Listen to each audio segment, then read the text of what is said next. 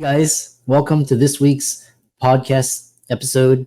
I'm really excited about today's guest, Tobi Chapman, hailing from the UK. He's the founder of Everboost, which is a retention marketing agency for DTC health. We'll figure out what that is and wellness brands. I'm always talking to entrepreneurs, digital marketers, marketing entrepreneurs, and really excited to have him to the show. So, Tobi, welcome.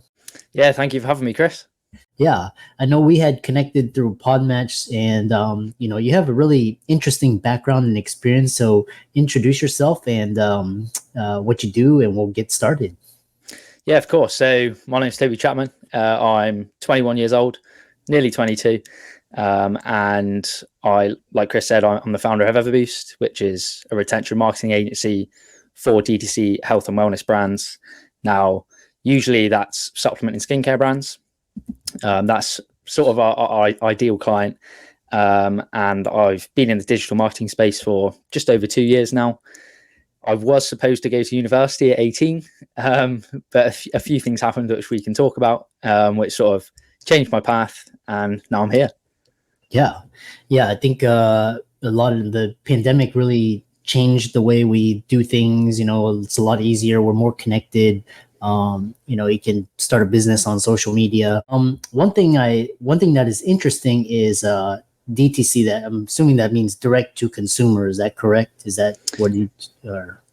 Correct. Yeah. So, say if you were to go onto some website, let's say and you buy something from there, comes directly to the customer. That's direct to consumer. Yeah. Okay. Perfect. And so, talk about the tech tools that transform direct to consumer retention. Of course. So I think for e-commerce, DTC e-commerce, the big one is Klaviyo. Email and SMS is sort of the main thing when you're talking about retention with e-commerce marketing.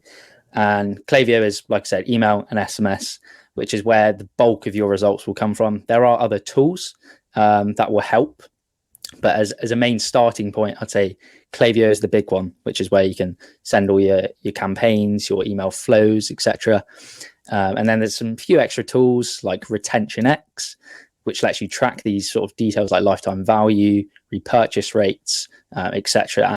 Those are your main ones. But like I said, there are many. But Klaviyo is probably the place that you want to start.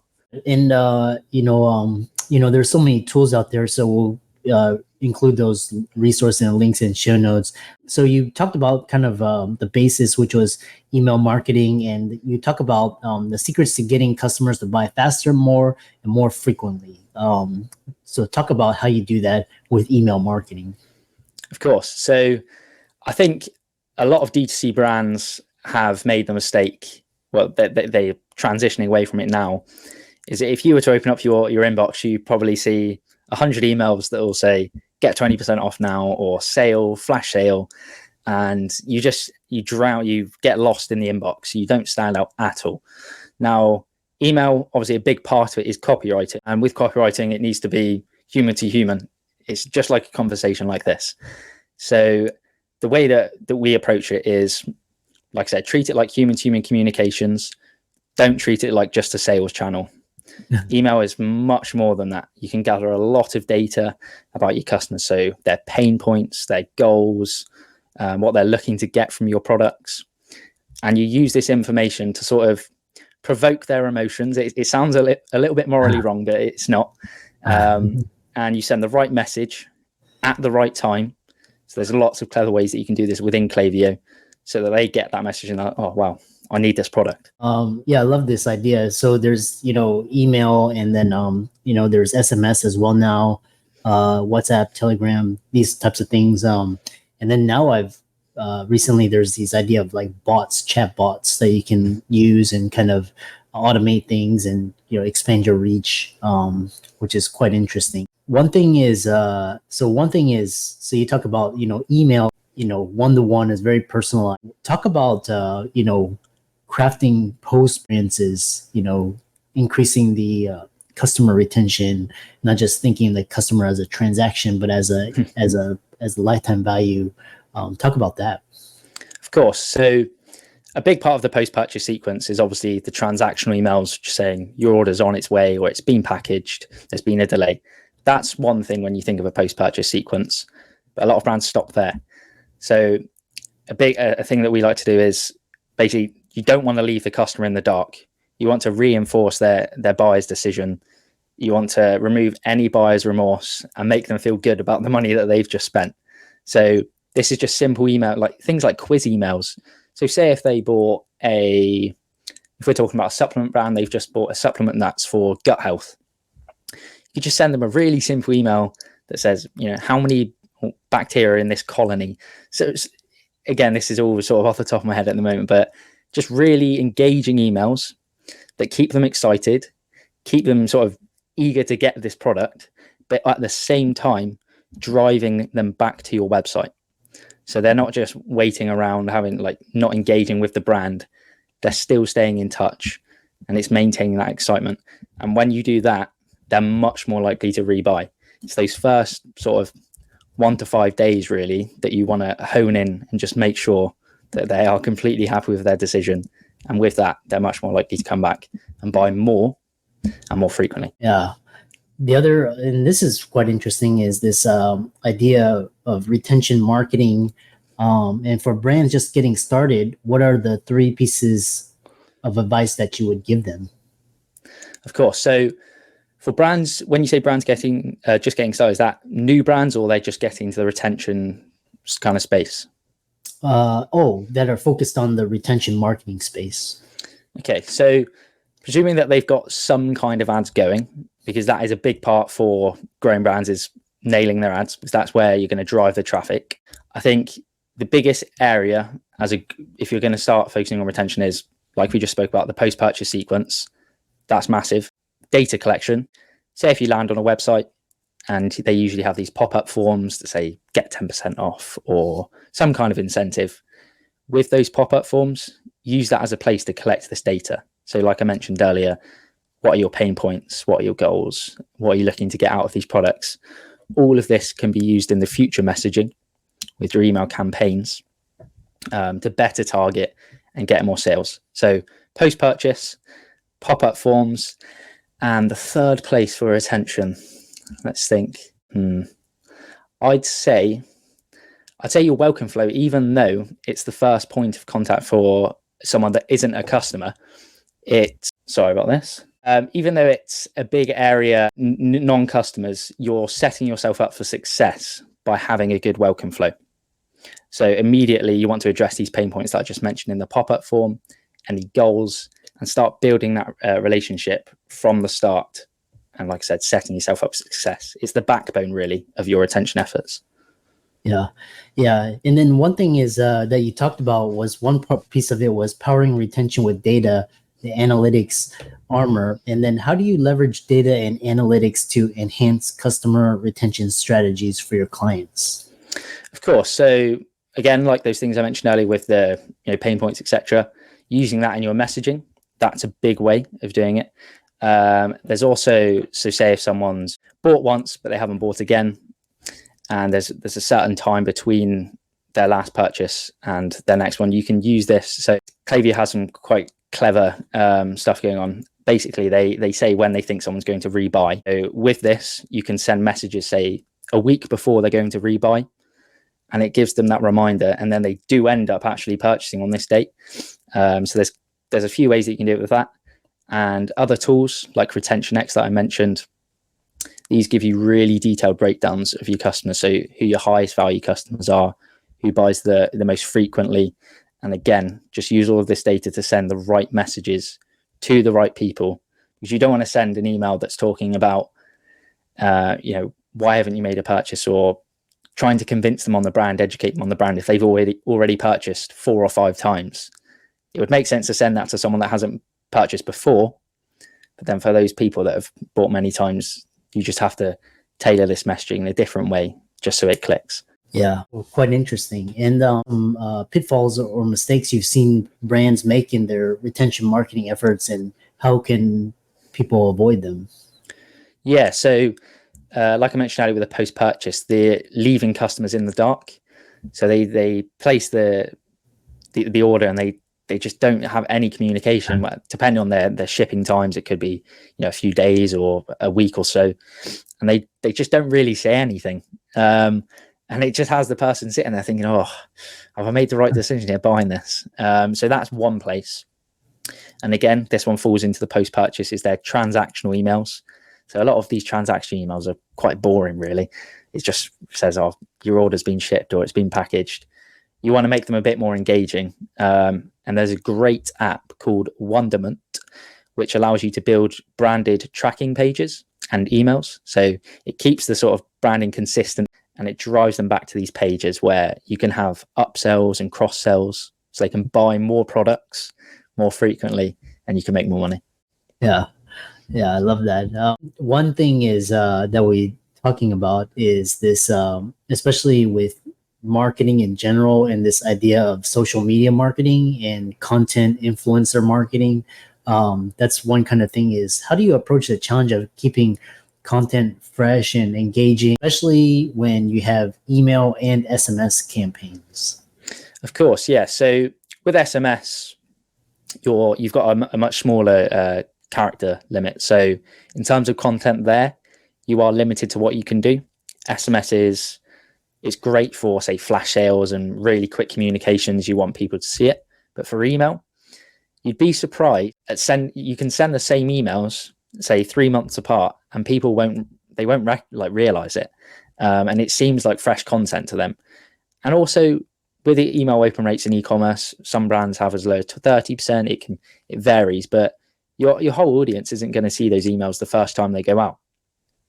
So you can repurpose these emails. Obviously, you can change some words, some graphics, but the actual base of the email is still the same. And in terms of getting content from the blogs, their social media posts, TikTok, YouTube, any news in the industry, any news about the founders, there's so much that you can do. And something that we like to do is, say, if we're onboarding a client, just have a 1 hour call with the founder or the marketing manager, whoever, and we just pick their brain. We just ask them questions, similar to like a podcast. Just ask them questions, record the call, and they'll be saying things that they've never even thought of, or they've never even think about turning into content. And it's just a really, really easy way for us to say, oh, they said this, let's make a piece of content around it. And it just keeps the content wheel going. What the other thing is talking about, because I like to keep abreast of trends and kind of disruptive trends, is artificial intelligence and ChatGPT and all these other large language models. So I'm curious, how do you think the rise of AI and machine learning is going to impact the future of email, SMS marketing, and your retention marketing efforts?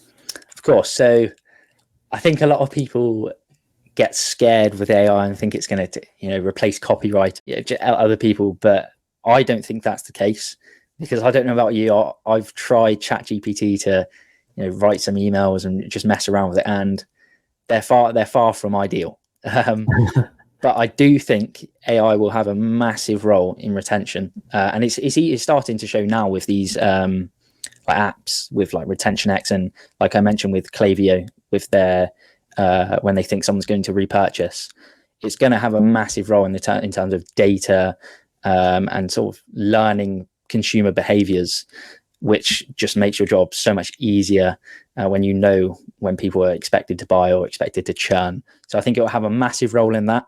But in terms of copywriting and making the emails, it's a tool, but I don't think it will replace people. Yeah, it's like, and again, I think across the board, most people I talked about said the same thing as you. It's a tool, but it's basically the people that learn how to use it are going to replace those that don't. Just like people that didn't use social media or didn't know how to set up websites or e-commerce or know how to use the internet, they got replaced. It's very, very similar to what you were saying. The other question that is interesting is this idea of storytelling, and you talk about this how storytelling is important in the post retention phase and how it plays into SMS and email marketing. Yeah, of course. So storytelling, like I mentioned, copy needs to be human to human. It needs to just feel like a conversation. Now, the thing with storytelling, is it creates emotions, and emotions cause people to take action. And with that action, they make purchases. So the good thing about storytelling, especially in like a post-purchase sequence, is say if you've got a really good customer success story, you can talk about this within the post-purchase sequence, and that builds the excitement for someone waiting to get this product. It gets them imagining things, and in that excitement they think, oh, maybe I should add another product in, maybe this will help make the transformation even better. So storytelling plays a huge role in email, and just even on websites, any sort of copy, anywhere that the customer is going to be reading about the brand, storytelling is a big one, because like I said, it creates emotions, and emotions sell. Yeah. How can people contact you, follow you, check out your social media? It sounds like you're, yeah, and kind of talk about this idea of resiliency and kind of pivoting. I know you have a story kind of as last words of inspiration, and pivoting into becoming an entrepreneur. Talk about that. Yeah, so I guess I'll give you a quick rundown of the story. So, like I said, I was supposed to go to university. I took a gap year at 18 because I wasn't decided on what I wanted to do. I was torn between medicine and veterinary medicine. Oh. So I was scratching my head trying to work out what I wanted to do. Ended up going for veterinary and got my place at the University of Liverpool, waiting to go. And during that second gap year of waiting to go, I thought, let's take up mountain biking. Oh wow. Now, I ended up having a pretty gnarly accident. And 5 surgeries later and a pretty bad infection, I ended up not going to university and went down the rabbit hole of copywriting, email marketing. So in terms of resilience and getting into entrepreneurship, I'd say, as cheesy as it sounds, everything does happen for a reason. There's a reasoning behind like that mountain bike accident. It took me down this route. Something that it sounds all very cliche and cheesy, but it's so true, is you only fail when you stop. So I've had people or calls or clients that haven't gone through, or things haven't been a match. Like, oh, is it worth carrying on with this? And it's when you stop there that, like I said, you fail. And most people stop there. So if you can just keep on reminding yourself that if I just push through, all I've got to get is one result, and that one result, if you keep on stacking these small wins, it compounds massively. So consistency, that is the biggest thing. I'm sorry, it's not some massively revolutionary idea.